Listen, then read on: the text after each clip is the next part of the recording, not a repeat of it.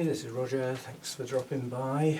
This morning I've got to water my Cattleya types, Holey clay pot Cattleya types basically, and there's two other plants. Is it two or three now?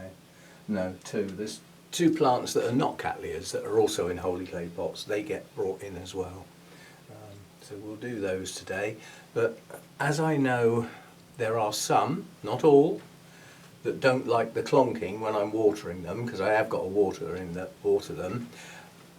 The video is having a look at them basically. The watering is separate. So what I thought I'd do is I'll get them off the shelf, we'll have a look at them, and I'll put them down. Yeah? And then I'll break off, water those, get them out of the way, and then we'll start having a look at the rest of them. So you missed the watering bit, on the grounds that it's just a flush anyway and they're just going to get water poured over them. So it's not a big deal. And then, you know, sometimes I do actually film the watering bit, but this time of year they get some water. They don't get the full soaking that they get back in the growing season, because they would just stay too wet basically. So non-cattleya types. This is a Lelia type that's not happy. Still don't know why. Still don't know why, but it's, you know, that is not an old growth. These are not good leaves. So that growth, both leaves have got, that looks like cell damage to me. In fact, it is. Let me get the leaf closer. That's cell damage, but I don't know why. I don't believe it's getting too cold out here. It's a hybrid, so it shouldn't be as sensitive.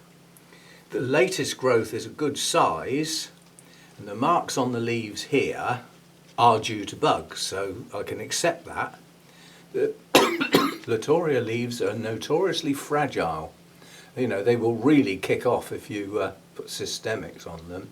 So they're very susceptible to marking.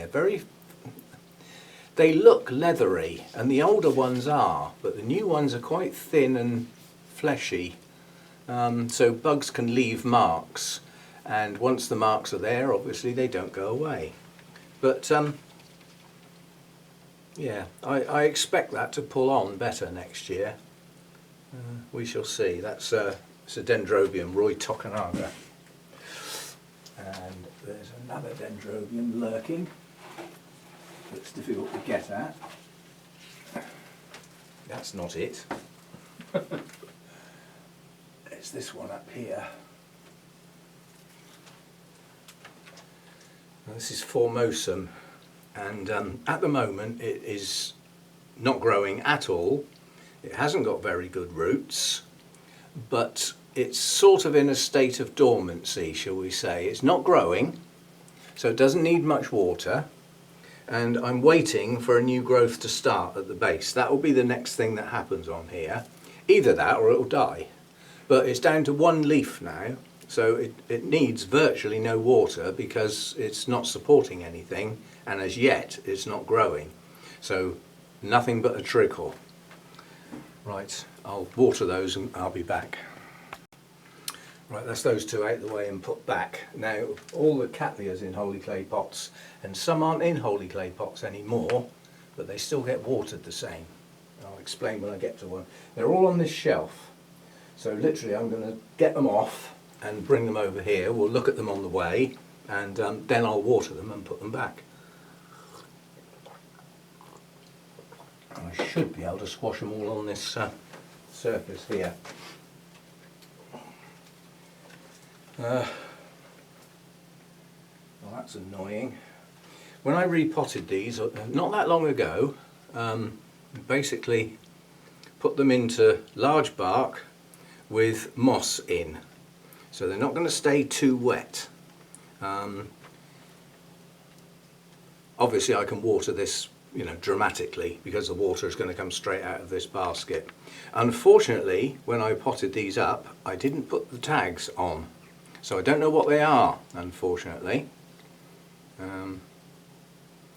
I might be able to go back and look at the repotting video and get the names when I edit the video. Not guaranteeing, but basically this one is okay apart from being virtually rootless. It does have a new growth that's pushing on, but it's not going to get to full size, that's for sure. It's got a sheath. If it tries to bloom, it will be stopped. So it's okay. I wouldn't say it's doing brilliantly, but it's okay. But it needs new roots, and it's not going to get new roots for possibly until the next new growth. Right, this was another one, rootless little piece put into the same environment with the hope that it might get going. It has a new growth on it. It's got no roots or virtually none, and the leaf on the other one is badly desiccated. It's got no life left in it at all. Now, I don't think that's going to grow, quite honestly. I think it will just fade away. But we give it a try. And again, don't know what it is because I didn't put the tags on. Naughty. You know me. And then the other one that's in the same sort of environment, this does have a few roots, but they're not good roots. They're old, tired roots that don't hydrate very well, but at least it's got some. And as far as the plant is concerned, the leaves are in a reasonable state. They're not bad. Again, this needs a new growth and some new roots to get this going again. But on this one, the pseudobulbs are still plump, the leaves are still green and hydrated, and there are some roots. So that's that one. Next, on to the bigger stuff now. I was going to say, we're getting on to the bigger stuff that should have some tags. The first one I picked up hasn't got any. Oh, I don't know. I give up. I'm hopeless at doing the tags. I do know all their names in my notes and everything. Looking at the size of this is probably one of the Lelia purpuratas, and it's probably variety striata looking at it. It's large, gangly. It's got some roots, and it has an eye down here, has a purple eye down there, which probably isn't going to push until the longer days come back again and there's a bit of heat out here. It's not a bad plant. The leaves are hydrated, they're green, and it's got a root system that's still got some white roots. They're not actively growing, but they hydrate nicely. So when I water this, it gets hydrated nicely. It's not growing though, so doesn't need feed as such, not at the moment.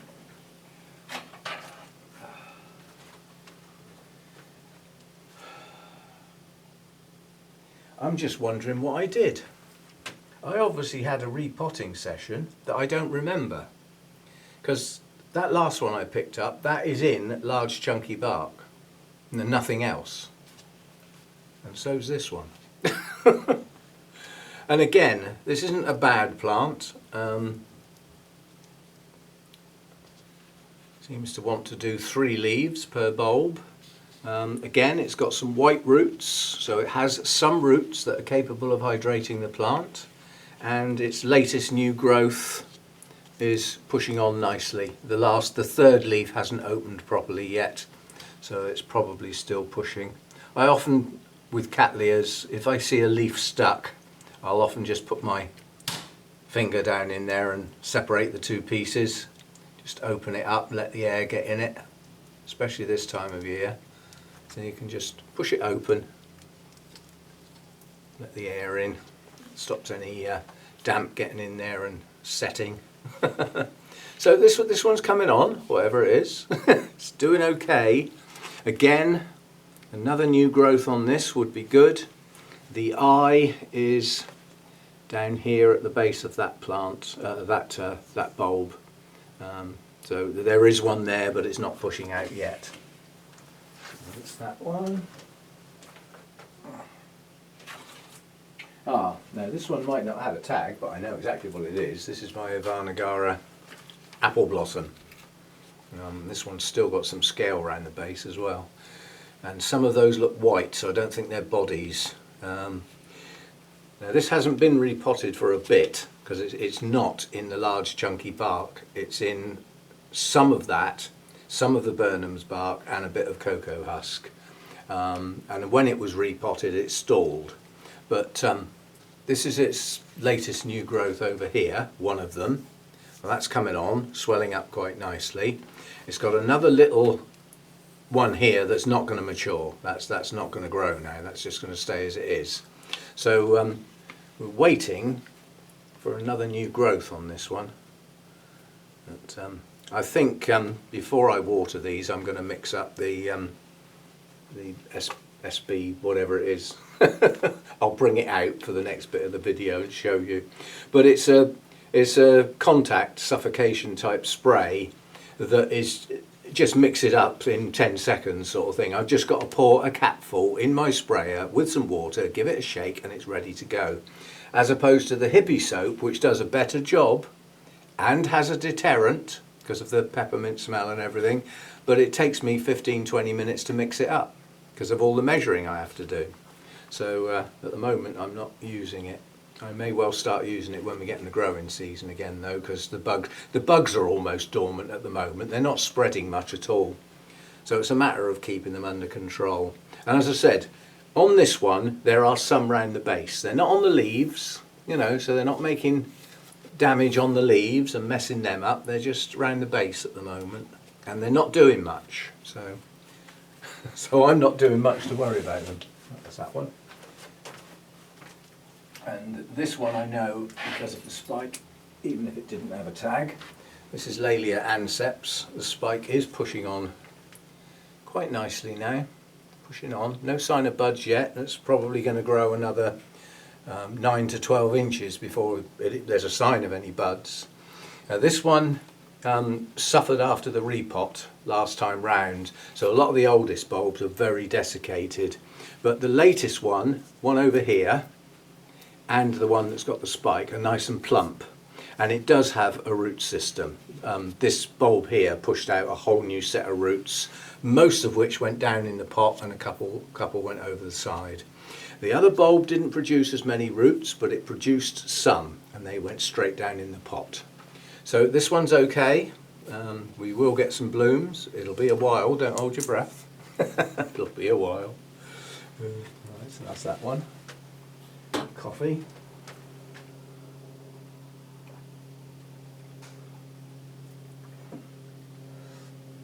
I've got a busy day tomorrow. The guy's coming round to take the pictures for the advert to sell the house. And that means there are areas that I'm going to have to tidy. Because we've started moving stuff around, some stuff's come down out of the loft and things like that. There's boxes around now.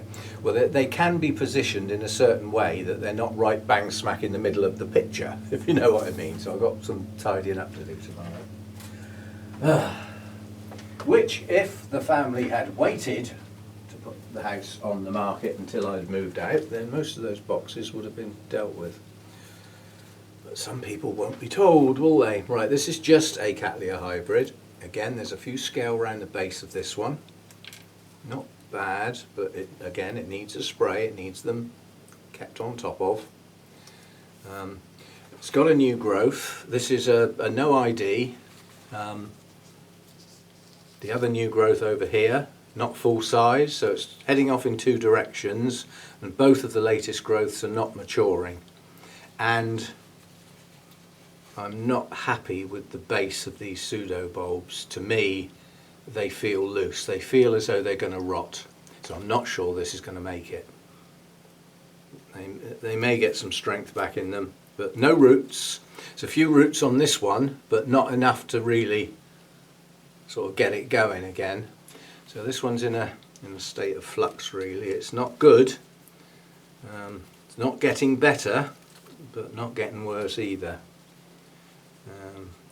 Luckily, a lot of the pseudo bulbs haven't got leaves on anymore, which means it hasn't got much to support this time of year.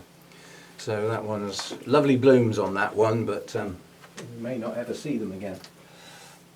Who knows? Right, what have we got here then? This is a biggie. Oh, this is my other Lelia purpurata. This is Atropurpurea, variety, Atropurpurea. Suffered badly with the root damage that I did, you know, the treatment, and it's not a happy bunny. It has some roots. This latest tiny little new growth here, which is not going to grow, is just starting to poke some roots out. Oh, yeah, there's 2 at the moment. If it can push a few roots out and get those down into the pot, then this will pick up again. But we've got a leaf that's yellowing, a leaf that will be not long for this world. Give that another 3 months, so that will probably yellow. And we have a new growth that's probably not going to mature. So this is in a bit of a bad way. It's suffered bad root loss, and we lost a lot of the base of the pseudo bulbs. Bleach treatment just did this one in. But it looks like it might recover eventually, but it's going to be slow progress, very slow progress with an immature, probably not going to mature pseudo bulb. And it's right, there's some yellow at the bottom of that sheath, and I just want to see if that is full of scale. It probably won't be, it's too tight. No, it's not. Oh goody, right. Yeah. Again, this has got a few round the base, but not enough to be a big deal. So that one may come back, hoping. Again, good blooms. If we ever see them again. And then this is my only red Cattleya, and this one suffered a bit with the root treatment, but not as bad as some of the others. Yeah. So this one's sort of hanging on.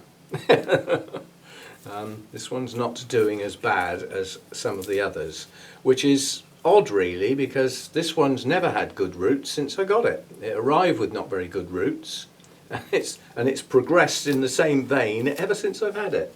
It just doesn't produce a good root system, but it seems happy with the roots it's got. You know, it's just the way it is. Now this pushed out in 2 directions, so we had a new lead here, which has got a sheath. I doubt if it's going to bloom, although it is one of those where the sheath stays empty for a while and then the buds form later. And then it pushed out another lead over this side of the plant that's smaller. Again, that doesn't have any buds in yet. Few scale around the base, but very little, not bad at all, and enough roots to support that plant. So this one's okay. Give this another growing season next year, with a continuing scale treatment if necessary. You know, the sort of contact killer, which, as I said, this SBK. I'll get the label out. I've forgotten what it's called. But basically, it takes no time to mix up. I've got loads of it, and it cannot harm the plant. But I say it can't harm the plant, this time of year it can. Because if you soak the plant, see now when I spray these in a minute, before I put them back, I will only be spraying round the base of the plant, having just watered it. Yeah? So the top of the plant's not getting wet. And I say it can't damage the plant. You get water down in these leaf joints when you've got really short days and low temperatures, and yes, it can damage the plant, like any water can. It's still a liquid at the end of the day. Anyway, that one's got a huge name. Siang Yu, Red Pearl, Red Dragonfly. Lovely blooms, love it. And we will see the blooms again, but not necessarily on the latest 2 growths. Right, couple more to go. Oh my god. Oh, that other one wasn't Lelia perforata striata, because this one is. It's actually got a tag on it. And this one's 2 plants heading in 2 directions. This is the latest growth on this plant, on this piece, yeah? And it has another leaf here, and that's it. The other one is leafless. So 2 bulbs with leaves on that piece. No sheath in the latest growth. It's not going to bloom, and it may not bloom on the next one either. Because the plant's been split, it will have lost its strength. Now the other piece has got 3 bulbs, all with leaves on, big leaves, and the latest one is the biggest leaf of the lot, but again, no sheath. and it's a bit skinny, but it's okay. And it is now pushing up a new growth, which looks very iffy. That looks like it might fail to me, but you can never tell. It's marked, it's got marks on it, it's not happy, it's not pushing any roots yet, it just looks wrong. But it might push on. If it doesn't, the trouble is when you get a new growth that fails, all the little hormones and things gathered around that point to push out that new growth. And if it fails, they're now in the wrong place. So trying to get another eye to shoot out, everything's got to shuffle itself around to find a point that the plant can start to grow from, because it's lost the one that it should have had. Now this can happen to plants in the wild as well. Bits can get broken off. You know, pieces of trees can fall in the wind and bash a plant. There's all sorts of things can go wrong. Squirrel can run past and take a bite out of it. You know, there's all sorts of stuff. But it may survive. It may push on, but I have to keep my eye on it basically. No scale on this one. It's never had scale. Right, 2 to go, and there isn't room to put them down, so I'll put one on the floor and the other one I'll keep in my hand because I'm about to water them. Now this one is, it's dropped its bud. Last. Yeah, literally last. This one had 2 huge buds on it, literally buds about this big. They were going to be giant blooms. And one of them failed about 3 or 4 days ago, and the other one's fallen off now as well. So they both blasted. Reason unknown, but they were huge and heavy, and it could just be damp cold air, not good for Cattleyas, and not good for buds on thin shoots. So they've both broken off just there. This is one I got from Schwerter, one that I chose myself. This leaf is broken, it needs cutting off really, but it's still green. Bit of scale around the bottom, but not enough to cry over. And this is Taiwan Good Life Big Wilson. Was chosen for its blooms. And now we're not going to see them, are we? So be it, so be it. And this one will need a little bit of extra treatment because we have an infestation in that leaf joint. I don't know whether you can see it, but down in there is white and it's solid, and that's the Bois Duval scale form a colony, and they get a waxy coating over the top of the colony, and you spray them and they survive because the spray doesn't soak through. Yeah. Now a systemic will get at them from the inside out. Yeah, but they are in a protective huddle, a gathering, and there's probably several hundred there in the neck of that leaf.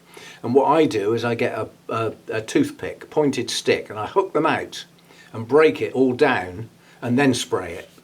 Yeah? So although I don't like putting water on the top of my plants, that leaf needs treating. They will only, you know, they will escape from there eventually when they get to a sort of point where they want to migrate away from that point and do the adults thing.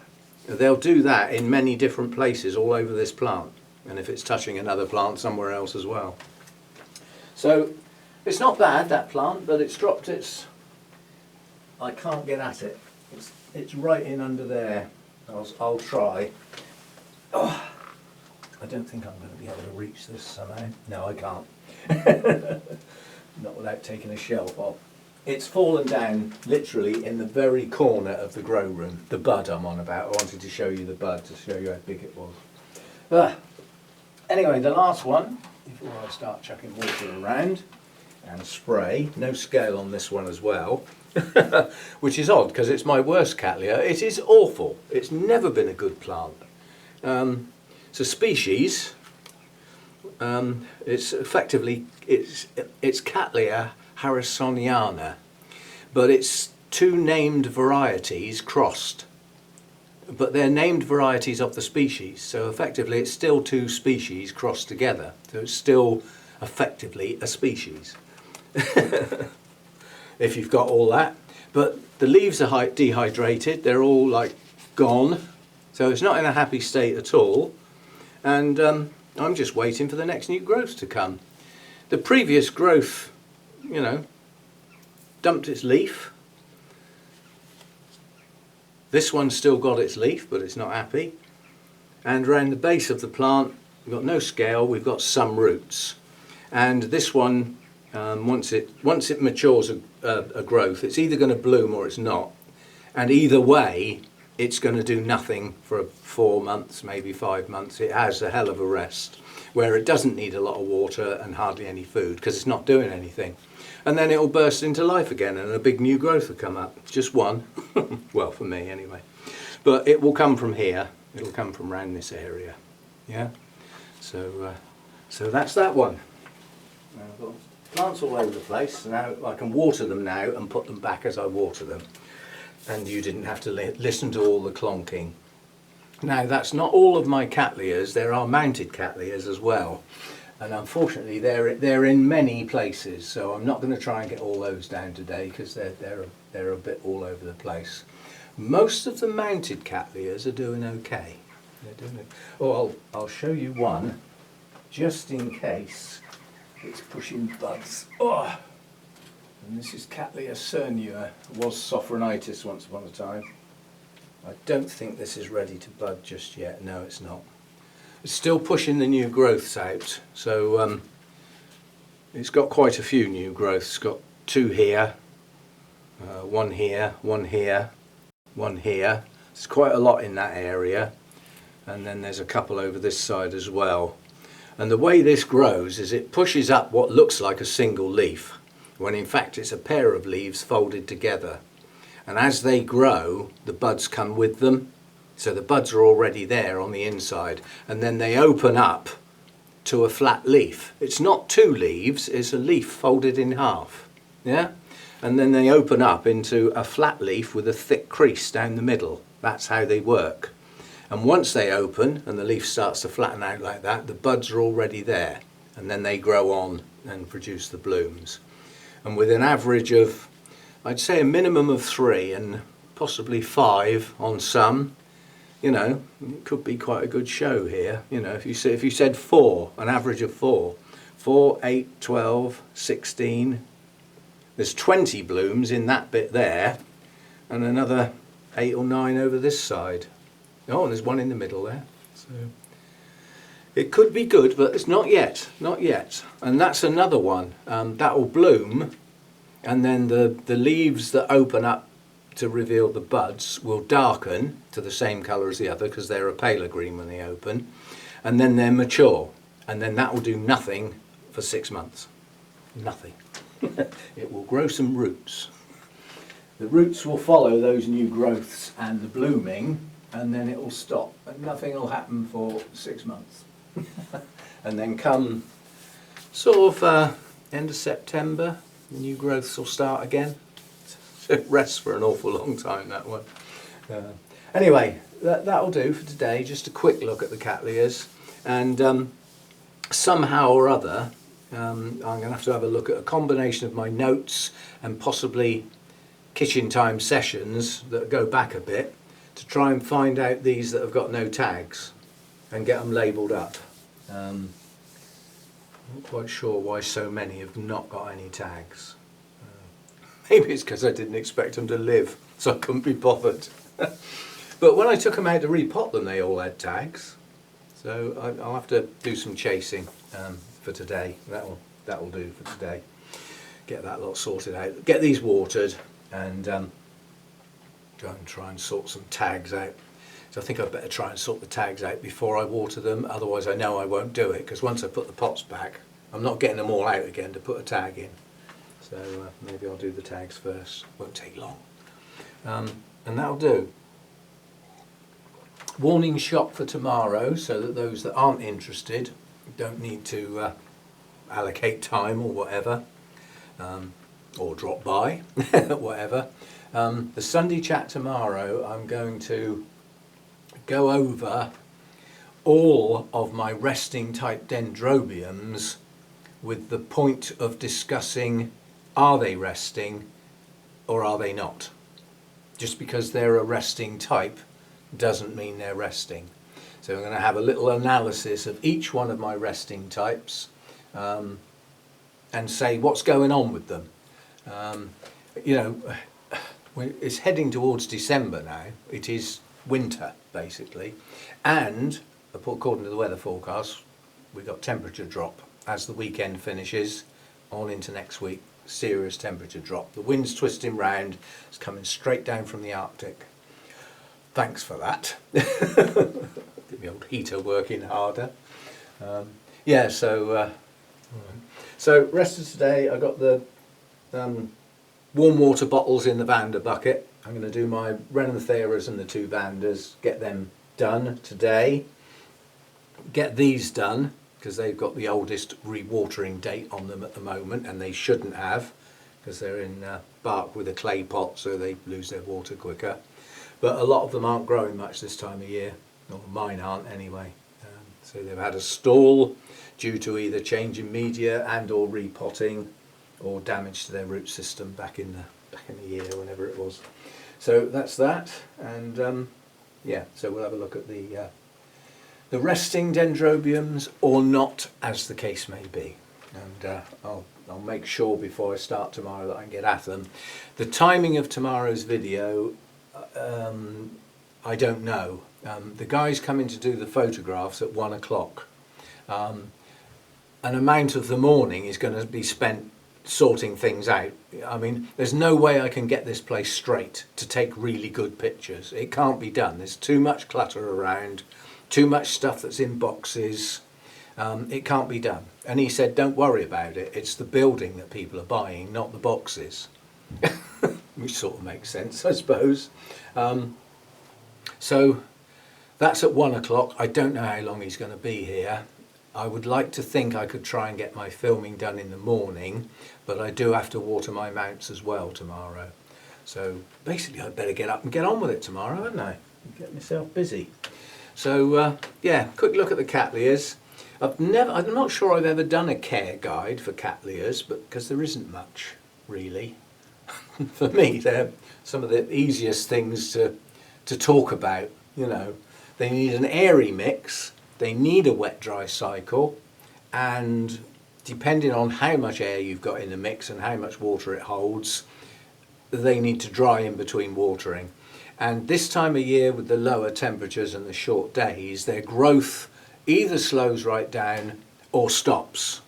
Yeah, so with mine it'll be a lot of stopping, and if not, quite a bit of slowing down. There's none in vigorous active growth this time of year in my place. As a consequence, they don't get much feed at all, and they don't get watered very often. So they actually stay dry for quite a few days, and it doesn't do them any harm at all. The ones that are desiccated are already desiccated. They can't get any worse, can they? And those that aren't are okay. Yeah. So yeah, good light. Some like brighter light than others. The Lelias tend to like brighter lights. The Avanagara doesn't. That'll singe quite easily. Yeah, I mean, some Cattleyas, like some of the Sophronitis, are classed as cooler growers because they grow higher up. But not many. Most Cattleyas, you would say, are up the warmer end of intermediate. They're comfortable. They can take heat. They can take bright light. But don't take them from shade into bright light in one go, because although they've got big, thick, fleshy leaves, they can burn and will readily do so. So always gradual. And yeah, reasonable humidity for Cattleyas. They don't need high humidity, not like some other orchids. They'll put up with, I mean, they can grow reasonably well in the home. Oh, shoot that dog in a minute. Yeah, I mean, they can grow reasonably well in the home. They would like, you know, some humidity, but it doesn't need to be high. I'd say 60% is good enough for most. 70's better. 50 you get away with, you know, sort of thing. Temperatures, as I said, warm end of intermediate, most of them. some are up the lower end of intermediate. There's very few true cooler growers, just some that they come from higher elevations, so their day temperatures aren't quite as high and their nights are lower, so that sort of thing. Yeah, and when they're in active growth and pushing up those pseudobulbs and opening up those big strappy leaves, they need help. And I've found with these, and a very other well-known person that we all know and miss, says that these like the old calcium. They grow long strappy pseudobulbs with even longer strappy leaves. They need strength to hold them up in the air and not bend over. Yeah, so they need that calcium in there. They need that strength. So they are classed as calcium hogs. Some extra. You can feed them entirely on calcium because that don't work. But some extra calcium in their growing period is very useful. It's also useful to keep the calcium level that little bit higher as buds are forming. That may be the reason my two buds blasted. They just didn't have the strength to hold themselves up because they're so big, so heavy. But yeah, a bit of extra calcium. And watch the scale. They are scale magnets. They're renowned for it. If you've got any scale in your growing area, the chances are they'll go for the Cattleyas first and foremost. Cattleyas. And if they can't find any Cattleyas, they'll have your Oncidiums. And if they're really struggling to find anything to eat at all, they might have a go at some of your Dendrobiums, but not very often. They don't tend to get scale on the Dendrobiums. They don't get scale on the Vandas or the Rhinantheras. It's the Cattleyas they go for. I mean, Lynn, she refuses to have a Cattleya in her grow spaces. None. No. When we ordered the plants from Schwerter, she wouldn't put them in her grow space. She said, nope, I'm not having Cattleyas in there. Scale magnets, and they are. And in the main, they will go for the base. And if there's enough of them, they'll take down your new growths.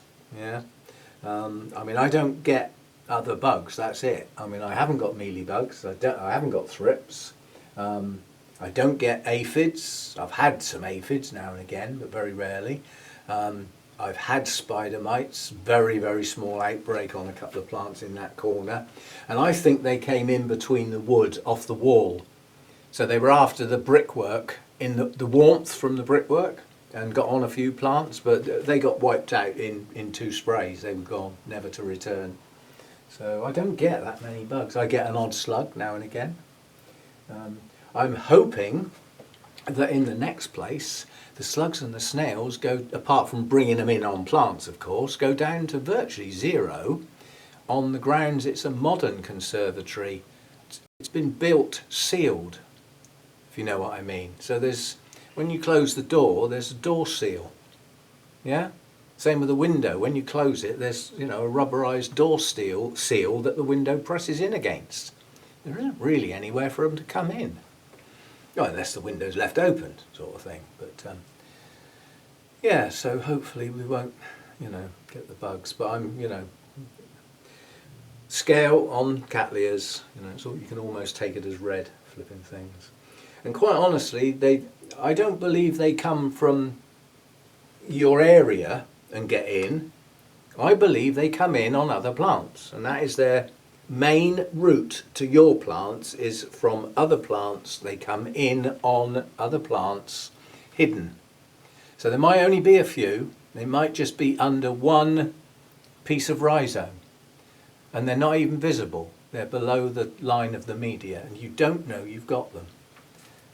I mean, they say quarantine your plants and you get round the problem. No, you won't. You might, but no, you won't. If I bought a Cattleya now, not in the post, obviously, it's too cold, but if I bought a Cattleya now, it wouldn't be growing much. Even if it was before I bought it, it wouldn't be once I got it here. So it wouldn't get watered very often. So if I isolated that, those bugs are not really doing much. So they're not going to spread much at all. They're going to stay where they are, almost dormant. and they could be like that for 2 or 3 months. How long are you going to quarantine your plant? Forever? Scale can stay hidden below the line for some time. Just small numbers.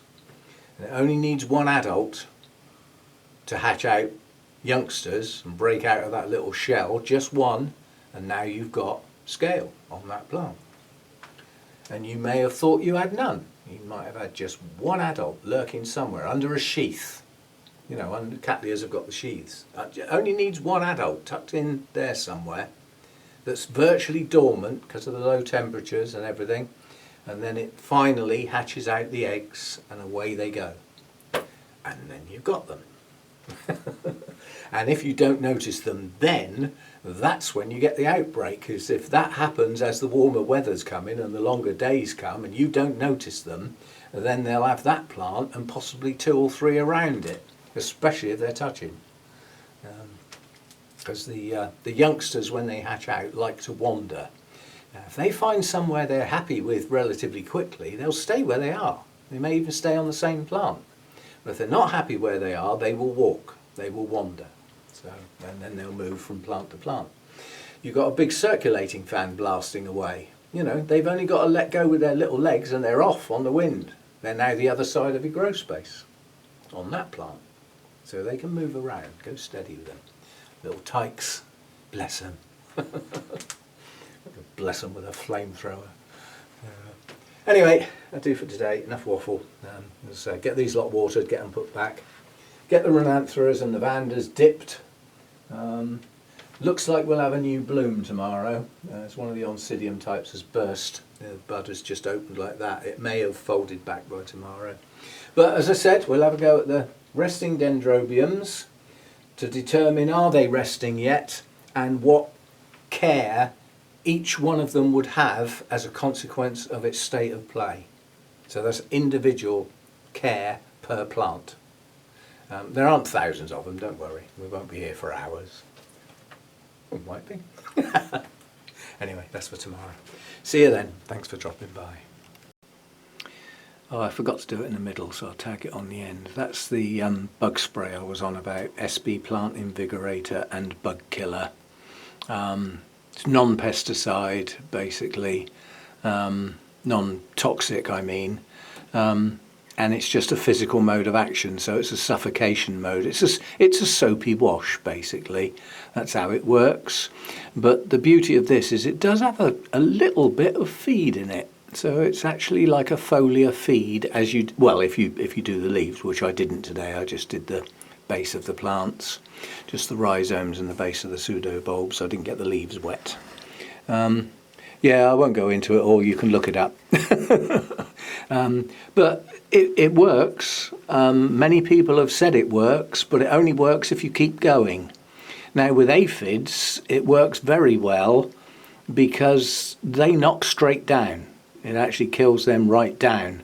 And a couple of applications and they're gone because they're weak, wishy-washy insects. They're not, they're not very hardy. Works pretty good with mealybugs, but again, you've got to keep at it. And it can work with scale, but again, you've got to keep at it. But with the Bois Duval scale, it won't penetrate into the colonies. So you have to watch out for the colonies and break them up. Break that surface waxy area and let this stuff get right down in. And again, because it's a soapy wash, it will only kill what it gets on. Yeah? So anything that it doesn't get on stays alive. So you have to be pretty thorough with your spraying. Make sure you get every part of the plant that you're meaning to get. Now in the growing season, that would be every part of the plant, top of the media, the lot. But this time of year, I'm not getting my plants soaking wet, going into a cold night. Anyway, that's it.